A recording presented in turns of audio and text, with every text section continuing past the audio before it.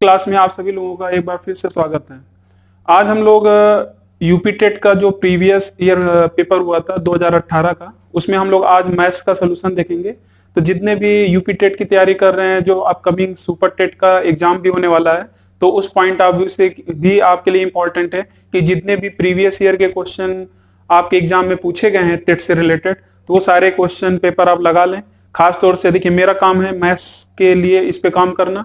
बाकी जो भी सब्जेक्ट इसमें हिंदी संस्कृत जो भी आता है, आप उसको अच्छे से रिवाइज करते रहिए। तो मैथ्स का आपको मैं यहाँ पर बेस्ट सोल्यूशन प्रोवाइड कराऊंगा, तो आप इस हमेशा जुड़े रहिए। और इससे रिलेटेड भी बहुत सारे वीडियो जब भी और आएंगे प्रीवियस ईयर के, और जो इंपॉर्टेंट क्वेश्चन होगा वो भी सीरीज में लेकर आऊंगा। तो आपके जो भी दोस्त यार हैं उनको भी आप बताते रहिए लगातार, और यहाँ पर आपको बेस्ट कंटेंट मिलेगा, बेस्ट सोल्यूशन मिलेगा कि कैसे हम एग्जाम में मैथ्स के जो क्वेश्चन होंगे कैसे जल्दी सॉल्व कर सकते हैं। ठीक है, तो चलिए स्टार्ट करते हैं। 2018 में आपका 18 नवंबर को ये पेपर हुआ था, और उसमें आपको मैथ्स से रिलेटेड कुछ क्वेश्चन पूछे गए थे, उसी पर हम लोग बात करने वाले हैं। जैसा कि आपको पता है 30 क्वेश्चन आते हैं, और उस 30 क्वेश्चन में कुछ पोर्शन आपके रीजनिंग के भी होते हैं। तो जो भी रीजनिंग वाले क्वेश्चन होंगे मैं यहाँ लिख दूंगा, आप जैसा लगेगा तो आप या तो उसको लगा लीजिएगा, अगर आप बोलेंगे तो उसको भी हम यहाँ पर करा देंगे। चलिए, तो 30 क्वेश्चन है, इन 30 क्वेश्चन को भी जल्दी करना है, नहीं तो और वो भी 1 घंटे के अंदर, क्योंकि वीडियो भी लंबी हो जाएगी। तो मेरी कोशिश यही रहेगी कि जैसे भी देखिए, जैसे जितने भी क्वेश्चन है, इस टाइप के क्वेश्चन भी कई बार एग्जाम में पूछे गए हैं, जो आपको दूसरा नंबर आपको दिख रहा है। तो चलिए स्टार्ट करते हैं पहले नंबर वाले क्वेश्चन से। तो आपका जो ये पहला क्वेश्चन है ज्योमेट्री से है, और यहाँ पर आपसे एंगल निकालने के लिए पूछा गया था। तो यहाँ पर देखिए कुछ लाइनिंग है, मैंने यहाँ नहीं लिखी है, लेकिन आप एक काम यहाँ कर सकते हैं कि यहाँ पर जो फिगर है, फिगर के अकॉर्डिंग मैं आपको यहाँ समझा देता हूँ यहाँ पर क्या है। और एक बात और, जो यहाँ पर जुड़े हुए हैं टेट के जो भी स्टूडेंट तैयारी कर रहे हैं, तो सुपर टेट का भी जो आपका 2019 में पेपर हुआ था, उसका भी मैंने सोल्यूशन बना दिया है, और वो भी बेस्ट सोल्यूशन है, आप उसको देखिए। और वहां पर थोड़ा सा माइक का इश्यू हो गया था, तो आप ईयरफोन लगाकर भी आप वहां पे सुनेंगे तो अच्छे से सुनाई देगा। तो चलिए स्टार्ट करते हैं। यहाँ पर एंगल दिया गया है, एक वृत्त दिया गया है, सर्कल दिया गया है, और ये जो पीक्यू वाली लाइन है, इसको हम लोग बोलते हैं, लिखा गया है ये जो पीक्यू वाली लाइन है ये स्पर्श है। यहाँ पर स्पर्श रेखा है, स्पर्श रेखा को हम लोग बोलते हैं टेंजेंट लाइन। टेंजेंट लाइन का मतलब क्या होता है कि ये टच करते हुए जाती है। तो यहाँ पर दिया है कि यदि एंगल सी ए क्यू, एंगल सी ए क्यू जो बीच वाला होता है वही आपका एंगल दिखाता है। तो ये वाला एंगल आपका गिवन है 70 डिग्री। तो आपसे पूछ रहा है एंगल ए बी सी का मान, एंगल ए बी सी का मान पूछ रहा है। अब यहाँ पर इस क्वेश्चन को लगाने का जो तरीका होगा, अगर आपको देखिए यहाँ पर एक आपने नाम सुना होगा साइक्लिक क्वाड्रिलेटरल। साइक्लिक क्वाड्रिलेटरल को हिंदी में हम लोग बोलते हैं चक्रीय चतुर्भुज। तो ए बी सी डी ये जो आपको चतुर्भुज टाइप का ये दिख रहा है, और इसी को हम लोग बोलते हैं चक्रीय चतुर्भुज। और चक्रीय चतुर्भुज की कंडीशन होती है कि जो चक्रीय चतुर्भुज सर्कल पे अगर बनेगा तो ये 4 पॉइंट्स क्या होने चाहिए, सर्कल पे होने चाहिए। ऐसा नहीं कि मैं एक पॉइंट यहां मिला दिया, इस तरीके से यहां पर कर दिया, फिर ऐसे मिला दिया, तो ये चक्रीय चतुर्भुज नहीं होगा। चक्रीय चतुर्भुज होने के लिए सर्कल पे चारों पॉइंट होने चाहिए, पहली बात। और इसकी कंडीशन ये होती है, जैसे ही चक्रीय चतुर्भुज होता है, अपोजिट एंगल का जो सम होता है 180 डिग्री होना चाहिए। मतलब अगर एंगल बी है और एंगल डी पता चल जाए तो इनका दोनों का सम क्या होना चाहिए, 180 डिग्री होना चाहिए। इस बात को आपको ध्यान रखना है। तो चलिए स्टार्ट करते हैं। तो यहां पर अगर आप देखें एंगल ये 70 डिग्री है, और ये टेंजेंट से जब ये 70 डिग्री बनाता है, तो यहां पर जो सेगमेंट वाली प्रॉपर्टी होती है अंतःखंड एकांतर वाली, तो यहां पर अगर ये 70 है तो ये वाला भी एंगल कितना हो जाएगा, 70 डिग्री। बात समझ में आ रही है। ऐसे ही अगर मान लीजिए, ऐसे ही अगर टेंजेंट इस साइड अगर ध्यान दें, अगर इस साइड भी अगर इस तरीके से अगर बन जाता, तो मैं यहाँ पर अपोजिट, जो आपका अपोजिट वाला होता, मैं उसको बता देता कि भाई हमारा ये एंगल क्या होगा। जैसे ये एंगल पता है तो हमें ये एंगल पता चल जाता। मैं ट्रायंगल की बात कर रहा हूं, ठीक है। तो अपोजिट आपका जो एंगल होगा वो पता चल जाएगा। तो अगर ये 70 है तो ये 70, और जैसे ये 70 आया, जैसे कि मैंने बताया, अपोजिट एंगल का सम होना चाहिए कितना, 180। तो 70 में हम क्या जोड़ दें कि 180 हो जाए, तो आप बोलोगे 110 डिग्री। तो इसका आंसर क्या था, ए ऑप्शन था। तो इस तरीके से हम क्वेश्चन को लगाएंगे। आसान से क्वेश्चन होते हैं, अगर कॉन्सेप्ट क्लियर है तो आप तुरंत बता सकते हैं यहाँ पर। तो चलिए क्वेश्चन नंबर हम लोग सेकंड पर आते हैं, और सेकंड क्वेश्चन आपका जैसा कि आपको पता है लाभ और हानि, प्रॉफिट एंड लॉस से है। तो इस तरीके के क्वेश्चन को कैसे सॉल्व करेंगे, चलिए अब बात करते हैं। यहां पर अगर ध्यान दें, इसको मैं अब रफ कर दे रहा हूं, इसको आप नोट कर लिए होंगे। देखिए यहां पर मैं क्वेश्चन लिख रहा हूं, तो आपके पास अगर पेपर है तो वहां से भी आप टैली कर सकते हैं, नहीं तो बाकी तो मैं क्वेश्चन यहीं पे लिख रहा हूं, आपको कहीं जाने की जरूरत नहीं है। तो दूसरा क्वेश्चन एक बार आप रीड करिए और हम लोग दूसरे क्वेश्चन को यहां लगाने की कोशिश करते हैं। और जो दूसरा क्वेश्चन है वो आपके सामने क्या है देखिए, और ये स्टार भी आप लगा लीजिएगा, आपके एग्जाम में कई बार ये क्वेश्चन पूछा गया है, चाहे टेट की बात करूं चाहे सुपर टेट की बात करूं, तो इस तरीके से एग्जाम में जब पूछा गया है यदि 8 पेन का सीपी 6 पेन के एसपी के बराबर है तो लाभ प्रतिशत क्या होगा। तो देखिए जब भी अगर ऐसा क्वेश्चन आता है तो आप पहले तो ये आप देख लीजिए, सीपी का मतलब होता है क्रय मूल्य जिसे हम लोग बोलते हैं कॉस्ट प्राइस, एसपी का मतलब होता है विक्रय मूल्य जिसे हम लोग बोलते हैं सेलिंग प्राइस। तो आप क्या करिए, एक साइड आप लिख लीजिए सीपी और एक साइड आप लिख लीजिए एसपी। तो जैसे लिखा यदि 8 पेन का सीपी, तो सीपी के नीचे लिखेंगे 8, एसपी ये 6 पेन के एसपी के बराबर है तो 6 कहां लिखेंगे ये। अब यहां पर आपको ध्यान रखना है कि यहां पर आपको अंधेरा कायम करना है। अब आप बोलेंगे अंधेरा कैसे कायम करना है, तो जैसा कि आपको पता ही है कि बचपन में आप लोगों ने शक्तिमान देखा होगा, तो इस तरीके से आप यहां पर कर सकते हैं अंधेरा कायम का मतलब इस तरीके से। कहीं ना कहीं हम ये बताने की कोशिश कर रहे हैं जिससे आपको ये चीज समझ में आ जाए, जिसे हम लोग बोलते हैं इस तरीके से हम उल्टा कर देंगे। उल्टा करने का मतलब ये आपको ये 6 इधर आ जाएगा और ये 8 इधर आ जाएगा। तो 6 और 8 इधर आने का मतलब ये है क्योंकि ये जब आपके ये क्या है, ये वस्तु है ना कि ये प्राइस है, तो इसीलिए हम लोग क्या करते हैं 6 को उधर लेकर आते हैं, 8 को उधर लेकर आते हैं। तो अब आप भी बताइए, और वैसे भी देखिए यहाँ पर लाभ पूछ रहा है, तो जैसा कि कल के भी वीडियो में मैंने बताया था जो मल्टीपल का मैं सीरीज लेकर आया हूं, और उसको भी आप जरूर देखिएगा, प्लेलिस्ट में आपको मिल जाएगा, 2 वीडियो आपको मैंने वहां पर दे दिया है। और वहां पर क्वेश्चन को पढ़कर कैसे सेकंडों में लगाते हैं, अगर आप एक बार देखेंगे तो आपको बड़े अच्छे समझ में आएगा। तो जैसा कि कल की वीडियो में मैंने बताया था मल्टीपल वाले में कि एसपी ग्रेटर देन अगर सीपी होता है तो हमेशा लाभ होता है। तो जैसा कि आपने देखा है एसपी के नीचे 8 है, तो सीधी सी बात है कि क्या होगा, 8 बड़ा है 6 से, तो इसका मतलब क्या होगा, लाभ होगा। तो इसका मतलब कितने की वृद्धि हो रही है, 2 की वृद्धि हो रही है, और कितने पर, हमेशा जो लाभ और हानि निकलता है हमेशा किस में निकलता है, सीपी में निकलता है, तो 2/6। तो इसका मतलब आंसर क्या जाएगा, 1/3 की परसेंटेज वैल्यू क्या होती है, ये सब आपको याद होना चाहिए। 33 सही, 1/3% का लाभ होगा, तो हमारा आंसर क्या हो जाएगा ए। एक चीज और ध्यान रखिएगा, यहां पर एग्जामिनर हमेशा एक आपसे गलती करवा सकता है, अगर आप थोड़ा भी कंफ्यूज हुए तो यहां पर एक ऑप्शन आपको और मिल सकता है, क्या 2/8 भी अगर आप लिखेंगे तो 1/4 आ जाएगा, और 1/4 की वैल्यू क्या होती है 25%, और एक ऑप्शन आपके सामने ये भी प्रेजेंट है। तो ये गलती आप कर सकते हैं, तो इस बात का ध्यान रखिएगा कि इस तरीके से आप या तो अंधेरा कायम कर दीजिए, ठीक है, मैं सिखाने के लिए बोल रहा हूं, आपको थोड़ा अच्छा लगे ये सारी चीजें, और इस तरीके से आप कर सकते हैं। नहीं तो आज के बाद एक बात हमेशा ध्यान रखिएगा, जब भी अगर वस्तु में दिया रहता है प्रॉफिट लॉस में, जब भी वस्तु में दिया रहेगा, बस इनका डिफरेंस देख लीजिए, ध्यान दीजिएगा। मैं अब जल्दी और बता रहा हूं कि और जल्दी कैसे कर सकते हैं, उनका डिफरेंस ले लीजिए। और जब लाभ पूछ ही रहा है तो आपको पता है कि भाई लाभ आना है, और हमेशा अगर वस्तु पर लाभ या हानि अगर वस्तु पर निकालते हैं तो हमेशा ध्यान रखिएगा वस्तु पर लाभ या हानि हमेशा विक्रय मूल्य पर निकलता है। हमेशा किस में निकलता है, विक्रय मूल्य पर। और यहां लिखा है 6 पेन के एसपी, तो इसका मतलब डायरेक्ट आपका आंसर क्या जाएगा 1/3, और आंसर क्या जाएगा 33 सही, 1/3%। तो इस तरीके से आप मुजवानी भी कर सकते थे, अगर आपको टाइम अगर आपके पास अच्छा है तो आप दोनों तरीके से आप यूज कर सकते हैं। अब आपके दिमाग में एक क्वेश्चन और बन रहा होगा कि सर कभी कभी यहां पर देता है कि लाभ या हानि परसेंट ज्ञात करो, तो लाभ या हानि परसेंट जब देता है तो वहां पर लाभ और हानि मतलब 2 ऑप्शन में लाभ देगा, 2 ऑप्शन में हानि देगा, और डेटा क्या कर देगा, सेम दे देगा। तो वहां पर आप खुद सोचिए, अगर 8 पेन का सीपी है और 6 पेन के एसपी के बराबर है, तो सीधी सी बात है कि उसने क्या किया है, 8 पेन का जो आपका क्रय मूल्य है 6 पेन के एसपी के बराबर है। तो यहां पर हम लोग क्या डायरेक्ट देखकर यहां पर बता सकते हैं कि हमारा यहां पर लाभ हो रहा है कि हानि हो रहा है। तो यहां पर आप खुद बताइए, इसका मतलब सीधी सी बात है कि ध्यान दीजिए, समझिएगा, इसका मतलब 8 पेन उसने खरीदा, 8 पेन उसने खरीदा और 6 पेन उसने बेच दिया।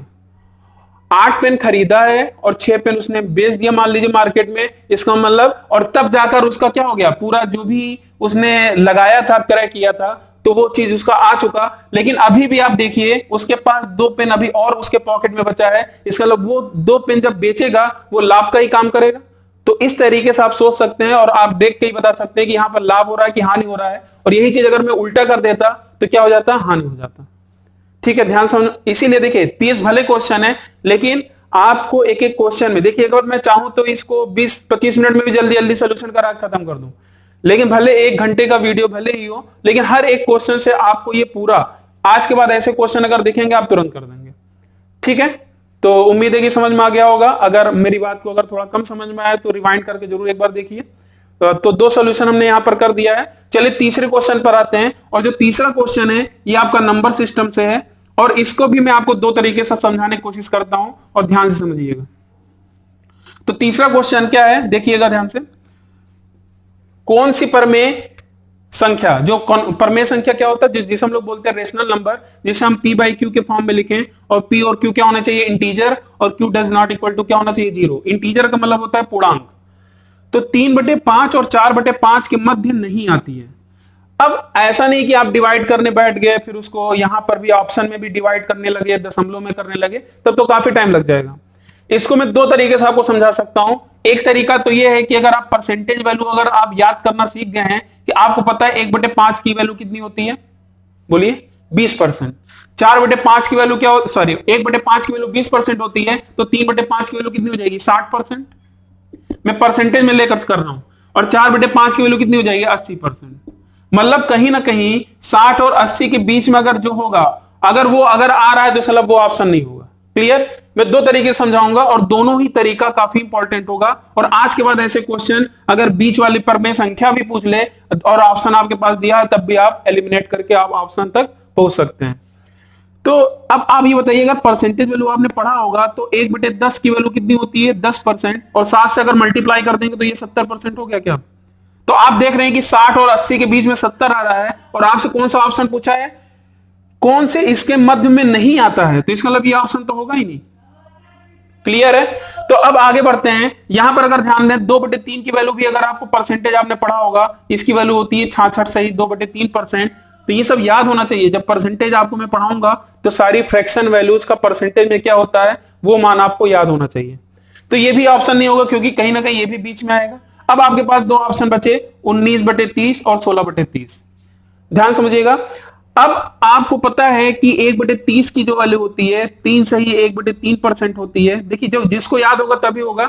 और कुछ लोग सोच रहे सर हमें तो याद नहीं है, तो कोई टेंशन लेने वाली बात नहीं है। इसका मैं सेकंड मेथड भी अभी बताऊंगा, उसमें आपको और मजा आने वाला है। तो 3 सही 1/3% क्या होता है, तो आपको पता है कि अगर मैं इसको लगभग, ध्यान दीजिए यहां भी /30 है, तो 19 3 57 और 16 32 16 3 48। तो सीधी सी बात है, ये 57 और 1/3 भी है, तो कहीं ना कहीं ये 60 प्लस चला जाएगा। सहमत है। तो ये 60 प्लस अगर चला गया परसेंटेज में, तो ये भी आंसर नहीं हो सकता। तो हमारे पास बचा क्या, क्योंकि ये कम है, तो इसका मतलब ये आंसर, ये ऑप्शन जो होगा 60 के पहले ही होगा, और वही तो हमें बताना था। तो ये आप परसेंटेज के भी तरीके से कर सकते हैं, और अब आपको मैं बता रहा हूं दूसरे तरीके से, और ये भी काफी इंपॉर्टेंट होगा। चाहे जो भी चीज पूछे आप आराम से बता सकते हैं। कैसे, ध्यान दीजिएगा। एक बहुत इंपॉर्टेंट पॉइंट ध्यान समझिएगा। अगर 3/5 और 4/5 है, अब मान लीजिए सबसे पहली बात हम लोग यहां पर अगर ऑप्शन को देखें, यहां पर आपके सामने, इसको मैं थोड़ा रफ कर दे रहा हूं जिससे आपको दिखे ये चीज, तो आप इसको थोड़ा ध्यान से देखिएगा, और मैं ऑप्शन पर आता हूं और इसको करने का तरीका आपको समझाता हूं कैसे। देखिए 3/5 है और 4/5 है। आपको पता है जब पहले ऑप्शन में आए कि आपने देखा कि नीचे की साइड 10 है, तो देखिए यहां पर जैसे ही नीचे की साइड 10 दिखा, तो आप ऊपर नीचे सभी में आप क्या कर दीजिए, 2 से मल्टीप्लाई कर दीजिए। अब आप बोलेंगे क्यों, क्योंकि यहां 10 था इसलिए मैंने 10 बना दिया। ऐसे जब 30 आएगा तो मैं 30 बना दूंगा नीचे। तो इसका फायदा क्या होगा देखिएगा, ये वैसे ये लगाने की जरूरत नहीं है, क्योंकि ये सब आप माइंड में भी कर सकते हैं। तो यहां पर अगर आप देखें तो 6/10, और यहां पर आ गया 8/10। अब बताइए 6 के बाद क्या आएगा, 7/10 आएगा कि नहीं। तो इसका मतलब कहीं ना कहीं इसके बीच में ही आ रहा है, और इसके बीच में आ रहा है। इसी को हम लोग बोलते हैं इक्विवेलेंट फ्रैक्शन। मतलब जो आपका 3/5 है, उस 3/5 को 6/10 के रूप में भी लिख सकते हैं। इक्विवेलेंट फ्रैक्शन को हम लोग हिंदी में बोलते हैं समतुल्य भिन्न। क्या बोलते हैं, समतुल्य भिन्न। तो इसका मतलब ये, इसका समतुल्य भिन्न क्या होगा, 6/10 होगा। तो कहीं ना कहीं ये ऑप्शन क्या होगा, एलिमिनेट हुआ कि नहीं। अब आपके सामने अगर 30 आ गया, देखिए 30 वाले 2 ऑप्शन है, तो क्यों ना हम लोग इस पे काम कर लिया जाए। हमने क्या किया, जो 3/5 था मैं फिर ऊपर लिख रहा हूं। अब इसको मुझे 30 बनाने के लिए क्या करना पड़ेगा, अगर मैं नीचे की साइड 6 से मल्टीप्लाई करूंगा, तो ऊपर की साइड भी 6 से करूंगा, और 4/5 में आऊंगा, तो यहां पर भी हमने ऊपर नीचे क्या करेंगे, 6 से। ठीक है। तो यहां पर अगर आप ध्यान दें तो ये 18/30 हो गया, और यहां पर क्या जाएगा, 24/30। और जैसे ये दिखा तो सीधी बात है, कहीं ना कहीं ये इसका 18/30 इसका समतुल्य भिन्न है 3/5 का, और 24/30 किसका समतुल्य भिन्न है 4/5 का।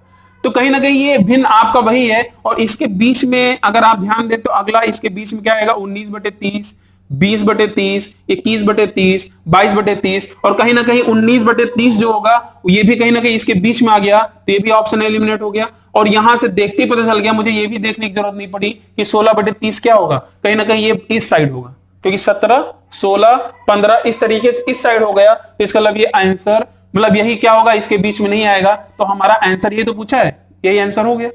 अब आप बोलेंगे सर 2/3 में कैसे चेक करेंगे। अब देखिए ध्यान दीजिएगा, 2/3 को भी आप आराम से चेक कर सकते हैं। मैं इसको कोरिलेट करके आपको समझाता हूं। आप हमेशा डिनोमिनेटर पे काम करिए। अगर ये 5 है ये 3 है, तो ये बताइए इसका डिनोमिनेटर अगर सेम करना होगा तो मैं इसमें 3 से अगर ऊपर नीचे मल्टीप्लाई कर दूं और इसमें मैं 5 से अगर मल्टीप्लाई कर दूं तो क्या डिनोमिनेटर सेम हो गया। और जैसे डिनोमिनेटर सेम हुआ तो आप तुरंत का तुरंत देख कर ही बता सकते हैं। बताइए, तो ये 9/15 आ रहा है। देखिए ये 9/15 आ गया, इक्विवेलेंट फ्रैक्शन हुआ ना, इसका इक्विवेलेंट फ्रैक्शन हो गया। और ये जो 2/3 है इसको क्या हम 10/15 भी लिख सकते हैं। और कहीं ना कहीं ये देखिए ये 9 के आगे जा रहा है, और ये 9 के अगर आगे जा रहा है, अगर ध्यान दें तो ध्यान दीजिएगा, अगर ये 9/15, 10/15 अगर ये इसके आगे जा रहा है तो इसका मतलब ये आंसर आपका हो नहीं सकता, क्योंकि कहीं ना कहीं इसके बीच में आएगा, तो ये भी आंसर एलिमिनेट हो गया। देखिए मैंने टाइम थोड़ा लिया है, लेकिन ऐसे क्वेश्चन को हम 2 तरीके से मैंने आपको समझा दिया है। ऐसे अभी देखिए बहुत सारे क्वेश्चन है, लगभग 30 क्वेश्चन है अभी। तो 4th क्वेश्चन देखिए, ये भी आपका लाभ और हानि से है, और ये भी क्वेश्चन काफी आसान था अगर इसको आप ध्यान से सॉल्व करें। तो क्वेश्चन ये है, यदि 3 पेन, 2 पेंसिल और 4 रबड़, ठीक है, इसका इक्वेशन आप बना लीजिए। 3 पेन, पी का मतलब पेन को मैं पी से रिप्रेजेंट कर रहा हूं, और प्लस 2 पेंसिल, पेंसिल को मैं पी से रिप्रेजेंट कर रहा हूं, और जो रबड़ है, ठीक है, और प्लस 4 रबड़, मतलब मैं इसको रिप्रेजेंट कर दे रहा हूं आर से। इसका जो मूल्य है ये आपका 92 रुपए है। और उसके बाद फिर क्या दिया है कि 8 पेंसिल और प्लस 16 रबड़, 8 पेंसिल और 16 रबड़ का जो मूल्य है ये आपका 68 रुपए है। तो आपसे पूछ रहा है 24 पेन, मतलब पी को मैंने पेन से रिप्रेजेंट किया है, इसका मूल्य आपसे पूछ रहा है। चलिए अब ध्यान से देखिएगा इसको कैसे सॉल्व करेंगे। देखिए इसको सॉल्व करने के लिए आपको पता है यहाँ पर 3 अननोन है, और 3 अननोन के लिए मुझे 3 इक्वेशन की जरूरत पड़ती है। लेकिन यहाँ पर इसीलिए एग्जामिनर ऐसा कुछ सेट किया है कि कहीं ना कहीं दो अननोन जो हैं वो डायरेक्ट कर जाएंगे। कैसे, ध्यान दीजिएगा, अगर आप थोड़ी देर ध्यान दें, ये अगर 8 है ये 16 है, तो इसका मतलब ये 8, ये देखिए ये आपका क्या है 8 आपका क्या था 8 पेंसिल था, सॉरी ये आप 8 पेंसिल था, इसको बना लीजिएगा, ठीक। और जो पेन है उसको मैंने पी से रिप्रेजेंट किया है। देखिए गलती हो गई थी, थोड़ा ध्यान दीजिएगा। 8 पेंसिल और 16 रबड़ है, तो इसका मतलब ये पेंसिल है, इसको 8 बनाने के लिए इसमें हम 4 से मल्टीप्लाई करेंगे तो 8 बन जाएगा। और यही जब 4 से इसमें करेंगे तो इसमें भी 4 से करेंगे, देखिए 16 हो जाएगा। तो इसका मतलब क्या, ऐसा तो हो नहीं सकता कि मैं इसी में 4 से करूं। तो मुझे क्या करना पड़ेगा, इस इक्वेशन में मैं 4 से मल्टीप्लाई करूंगा, और इस इक्वेशन में अगर मैं 4 से मल्टीप्लाई करूंगा, देखिए क्या आ जाएगा, 12 पेन हो जाएगा, 8 पेंसिल हो जाएगा, और 16 रबड़ हो जाएगा। और इसमें से 4 से मल्टीप्लाई करूंगा तो 4 दूनी 8 और 4 9 36, 368 रुपए। बोलिए, आपके पास ये सुविधा अगर नहीं है, ठीक है, तो आप अलग से एक इक्वेशन बना लीजिए और फिर उसको सॉल्व करने की कोशिश करिए। अब मैं देखिए मुझे 24 पेन की मूल्य बताना है, तो ये बताइए इक्वेशन बन गया, और इसमें मैं सबट्रैक्ट अगर कर दूंगा तो देखिए ये पेंसिल वाला कट जाएगा और रबड़ वाला भी कट जाएगा, बचेगा क्या 12 पेंसिल, और इसको भी माइनस करेंगे तो कितना जाएगा 300। अब ये नहीं कि मुझे एक पेन, वैसे देखा जाए तो एक पेन का भी मूल्य पूछता तब भी हम बता लेते हैं, लेकिन आपसे पूछा है 24 पेन, तो इसका दुगना, तो इसका दुगना करेंगे 24 पेन आ गया, और इसका भी दुगना करना पड़ जाएगा, तो इसका भी दुगना कर देंगे, कितना जाएगा 600 रुपए। तो हमारा जो आंसर था कितना था 600 रुपए। तो ये आपका क्या था, ऑप्शन डी ऑप्शन। उम्मीद है ये समझ में आया होगा। तो चलिए क्वेश्चन नंबर 5 पे आते हैं, ज्यादा बात नहीं करते हैं क्योंकि काफी ज्यादा क्वेश्चन है, तो जल्दी जल्दी हम लोग को लगाना भी है। यदि p का p परसेंट 36 हो तो p का मान क्या होगा। तो देखिए इक्वेशन बना लीजिए, p का p परसेंट मतलब p इंटू का मतलब इंटू p परसेंट बराबर कितना 36। तो p का मान बताना है, और ये बताइए कहीं ना कहीं ये आपका p स्क्वायर परसेंट क्या होगा, ये p इंटू p हो जाएगा, और परसेंट जब बदलेगा तो नीचे 100 आ जाएगा, और ये 36 हो गया, और कहीं ना कहीं p स्क्वायर का जो मान आ जाएगा 3600 आ जाएगा। और वैसे हमसे पूछा क्या है p का मान, तो p का मान इसका वर्गमूल ले लेंगे तो कितना जाएगा 60। तो हमारा जो आंसर होगा यहाँ पर क्या हो जाएगा 60। आसान सा क्वेश्चन था, इसको तो आप लगा ही सकते थे। आगे बढ़ते हैं। आगे जो क्वेश्चन है ये आपका थोड़ा सा समझने वाला क्वेश्चन है, इसको एक बार ध्यान से पढ़िएगा। क्वेश्चन ये है, यदि हम एक त्रिभुज की अगर रचना, देखिए लिखा है हम एक त्रिभुज की रचना नहीं कर सकते हैं, कर सकते नहीं कर सकते हैं यदि हमें दिया गया है।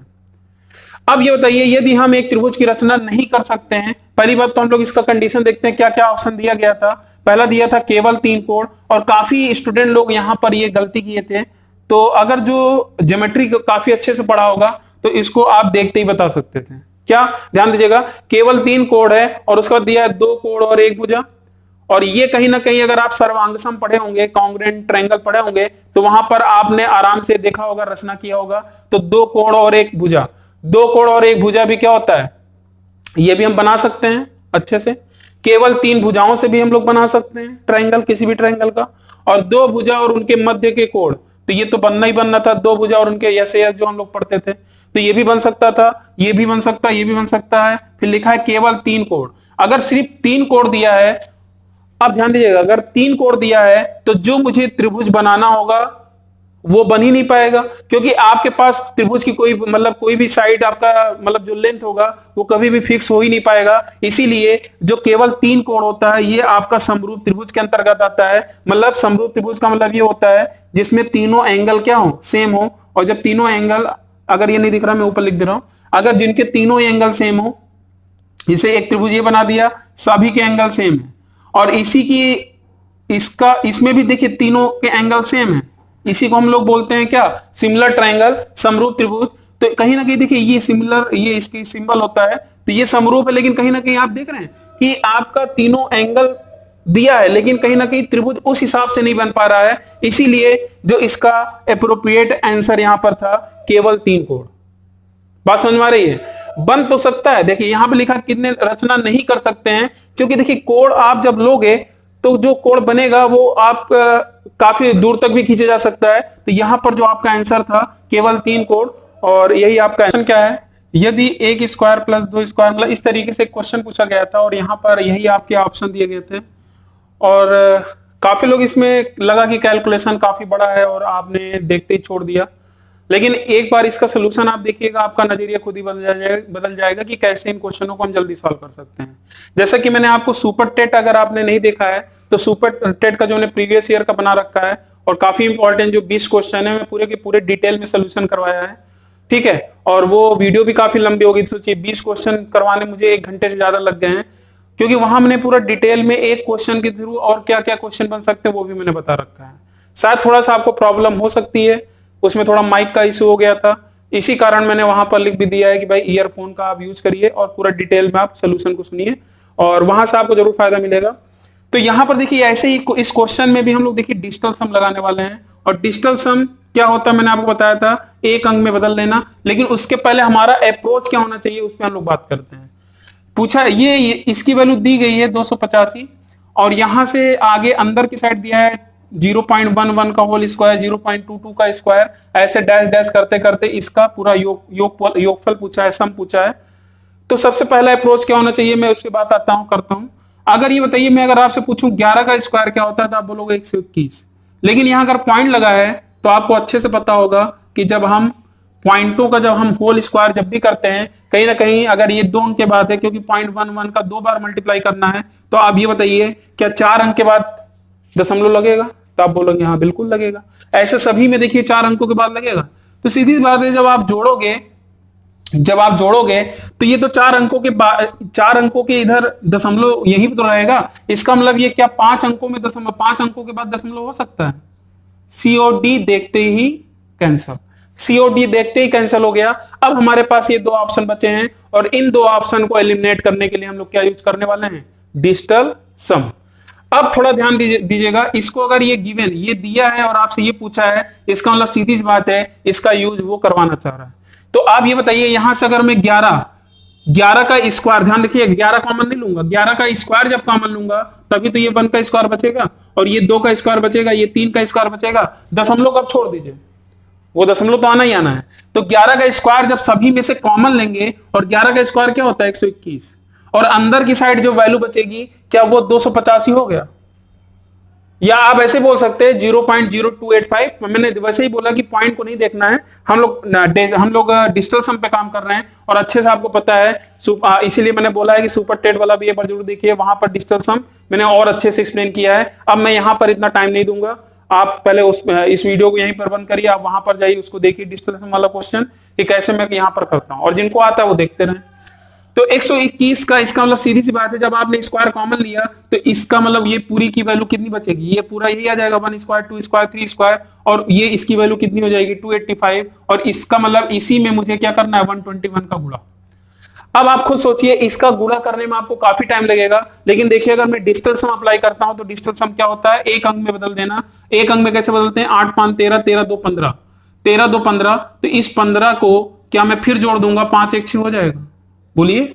ऐसे 121 को अगर जोड़ूंगा 1 2 1 3 1 4, तो फिर देखिए फिर इसका मल्टीप्लाई कर देना है, 6 चौक 24, और 24 का फिर डिजिटल सम अगर मैं देखूंगा कितना हो जाएगा 6। इसका हमारा आंसर वही होगा जिसका डिजिटल सम क्या रहा होगा, 6 आ रहा होगा। तो चलिए ऑप्शन इन दोनों में चेक कर लेते हैं। चलिए 8 5 13, और 13 और 4 कितना हो जाएगा 17, और 17 और 17 4 कितना हो जाएगा 21, 21 और 3, 21 और 3 कितना हो जाएगा 24। तो 24 का मतलब डिजिटल सम क्या हो गया 4 2 6, यही आंसर है। और वैसे भी देखिए सारे नंबर वही हैं, इसका मतलब ये तो इसका डिजिटल सम क्या आ रहा होगा, 1 कम आ रहा होगा, 5 आ रहा होगा, तो ये ऐसे नहीं था। तो आपने देखा जस्ट समझाने में टाइम लगा है, और इस तरीके से आपकी अगर अप्रोच है तो आप देखिए काफी स्पीड में कर सकते हैं बिना कैलकुलेशन से। मतलब हम ये नहीं कि मल्टीप्लाई करने बैठ गए, मल्टीप्लाई तो आप कर ही लोगे। ठीक, चलिए 8 नंबर क्वेश्चन है, ये काफी काफी लोग के लिए इंपॉर्टेंट इसलिए क्योंकि ऐसे क्वेश्चन जीएस में भी क्वेश्चन पूछ लिया जाता है, लेकिन मैथ्स के सेक्शन में ये क्वेश्चन आपसे पूछ लिया गया था, तो मैंने ये क्वेश्चन लिखा है। और काफी लोग इसका गलत आंसर देते हैं। 98.4 फ़ारेनहाइट जो आपका इसको मैं पूछा था कि डिग्री सेंटीग्रेड टू फ़ारेनहाइट में कन्वर्ट करना था 37 डिग्री सेंटीग्रेड का, तो फ़ारेनहाइट में ये 98.4 भी देता है और ये भी देता है, तो ध्यान रखिएगा ये ऑप्शन नहीं टिक करना है।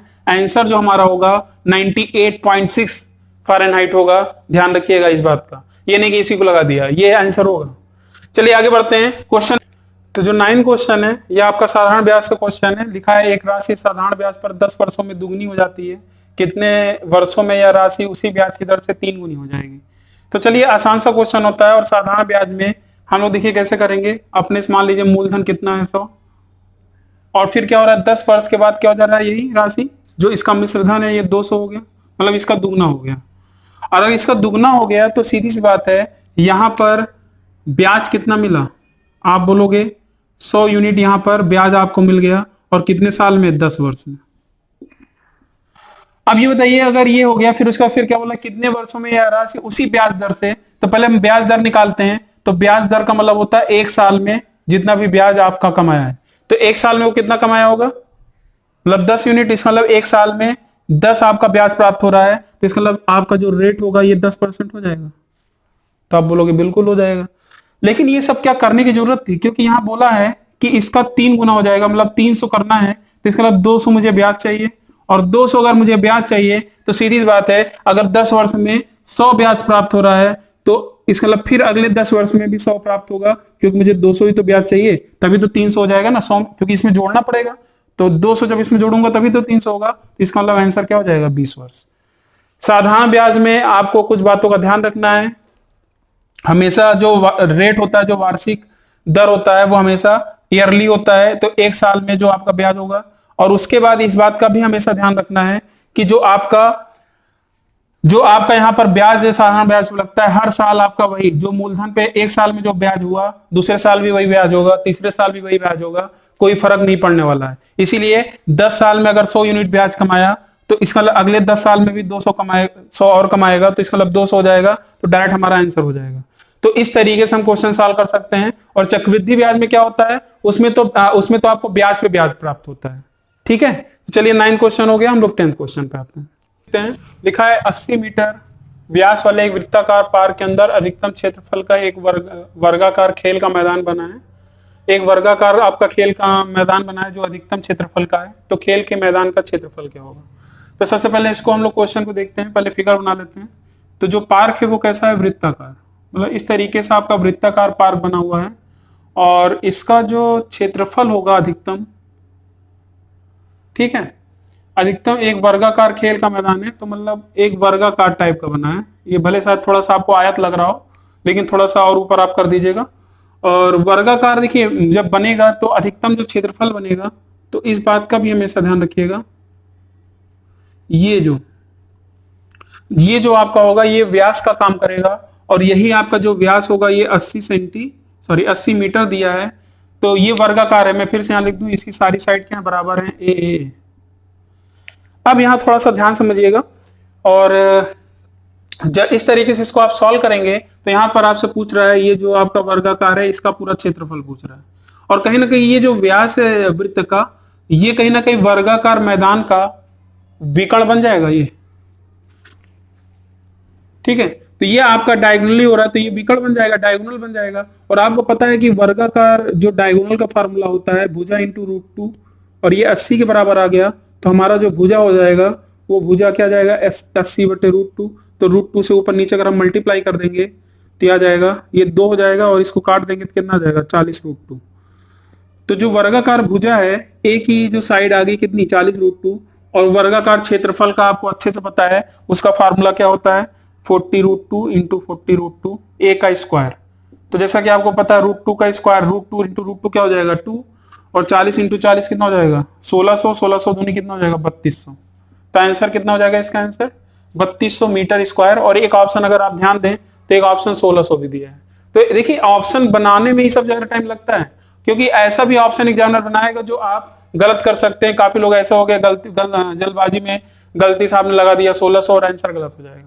तो यहां पर जो इसका आंसर आएगा कितना आ जाएगा, 3200।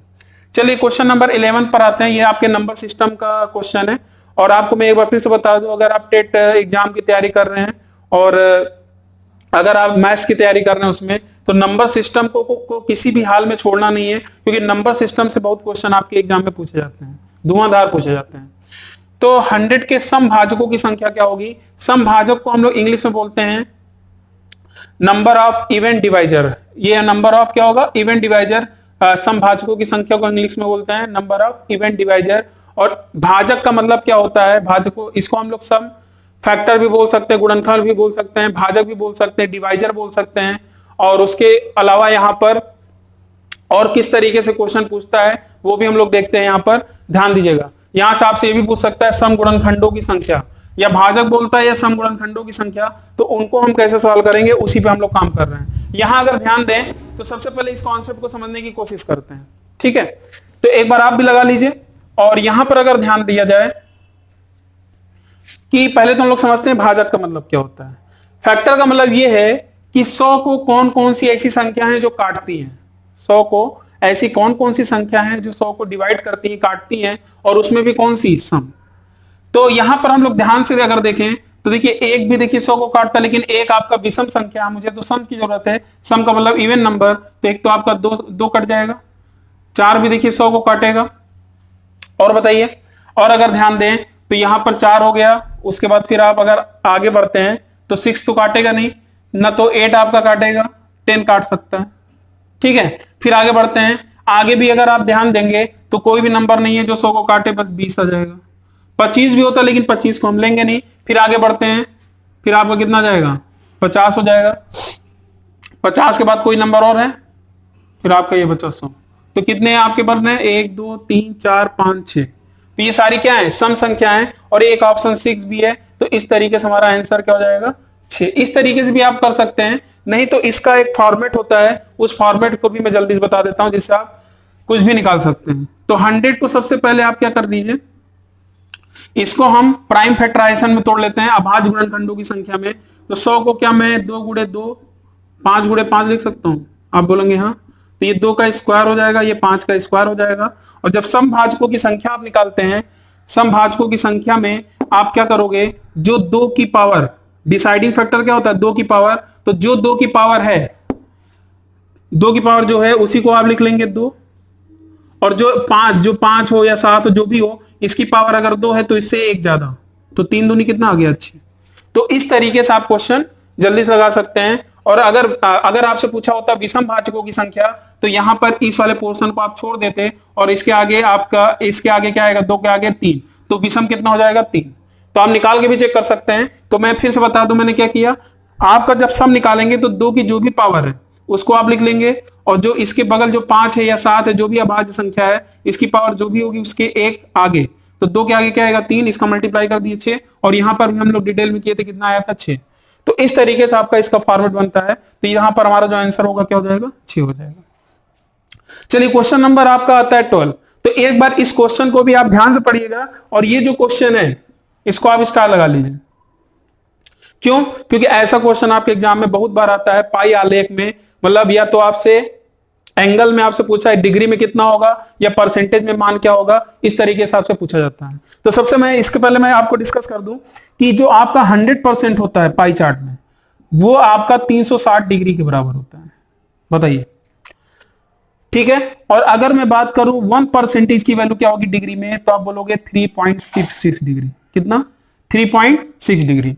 तो हम लोग अब इसको सॉल्व करते हैं, और इसको सॉल्व करने के लिए सबसे पहले यहां पर हम बात करते हैं क्वेश्चन में कि 240 अंकों की एक परीक्षा में किसी परीक्षार्थी ने 52 अंक अर्जित किए, तो आप बोलोगे, अगर मैं बोलूंगा कितने परसेंट अंक आए हैं, तो आप बोलोगे 52/240, और 52/240 और गुणे 100 कर देंगे तो ये डायरेक्ट आपका कितना आ जाएगा, परसेंटेज में आ जाएगा। और इसको अगर आप सॉल्व करेंगे ये कट जाएगा, ठीक है। और इसकी वैल्यू आएगी 21 सही 2/3। और इसलिए देखिए एक एग्जामिनर ने एक ऑप्शन भी दिया है कि आप जल्दबाजी में गलती कर रहे हैं, ये ध्यान रखिएगा। ये वैल्यू जो आएगी आप इसको सॉल्व कर लीजिएगा, यही आएगा। तो या तो 21.66 लिखेंगे या 21 सही 2/3, ये परसेंटेज में आया है, लेकिन हमें डिग्री में चाहिए क्योंकि यहां पूछा है ना इसका संगत कोण में मान बताना है। तो इसमें आप किससे मल्टीप्लाई कर दीजिए, एक परसेंटेज में 3.6 डिग्री से मल्टीप्लाई कर दीजिए, और इसको जब आप सॉल्व करेंगे तो आपका आ जाएगा कितना 78 डिग्री। तो हमारा जो आंसर था क्या होता सी। तो देखिए कुछ कैलकुलेशन है वो तो आप कर ही सकते हैं, इसको आप सॉल्व करेंगे तो आपका आंसर कितना जाएगा 78 डिग्री। और आप देख रहे हैं कि ऑप्शन एग्जामिनर ने इसी तरीके से सेट किया कि आप अगर गलती से भी अगर ये निकाले, पता चला आपको आंसर दिखा और आपने टिक कर दिया, तो ये गलत हो सकता है। तो आप सचेत रहिएगा, ऐसे एग्जामिनर ऑप्शन सेट करता है जो आप गलती कर सकते हैं। तो 12 क्वेश्चन हो गए हैं, और चलिए नेक्स्ट पार्ट पे आते हैं, नेक्स्ट क्वेश्चन पर आते हैं, क्वेश्चन नंबर 30। जो ये क्वेश्चन है ये आपका घातांक और करनी से है। तो यहाँ पर आपको जैसा कि पता है कि ये 2352 है, ये एलएचएस में है, और इस तरीके से आपका लिखा है, तो XYZ का मान निकालना है। तो आपको क्या करना पड़ेगा, एलएचएस को भी इस फॉर्म में लाना पड़ेगा। तो इसका जब आप फैक्टर करेंगे, देखिए कुछ चीजें हैं जो आपको करनी पड़ेंगी, और इसका जब आप फैक्टर करेंगे तो यहाँ पर 2352 का जो फैक्टर आएगा ये 2 की पावर 4 आएगा, 3 की पावर 1 आएगा, और 7 की पावर क्या आएगा 2। मतलब 2 आपका 4 बार, 3 1 बार, 7 कितनी बार आएगा 2 बार आएगा। और जैसे कि आपने ये फैक्टर किया, और इस तरीके से फिर आप बोल सकते हैं कि भाई x का मान कितना जाएगा 4, क्योंकि इससे कोरिलेट करेंगे ना, x का मान 4 आ जाएगा, y का मान 1 आ जाएगा, और z का मान कितना आ जाएगा 2।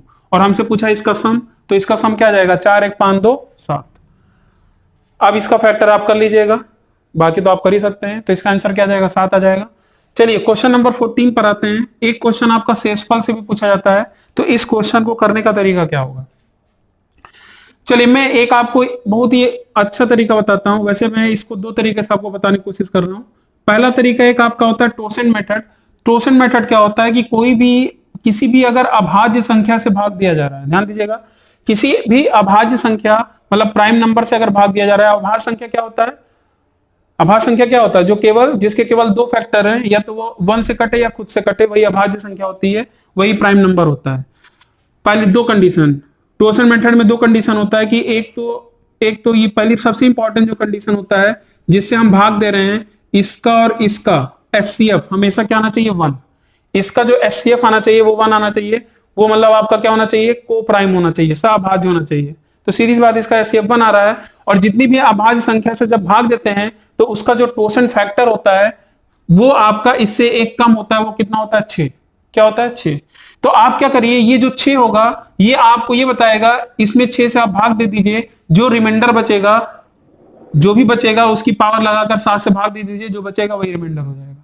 बात समझ में आ रही है। तो इसका टोसेन कितना आ जाएगा 6। इसका एचसीएफ भी को प्राइम है, सअभाज्य है, इसका एचसीएफ भी 1 है।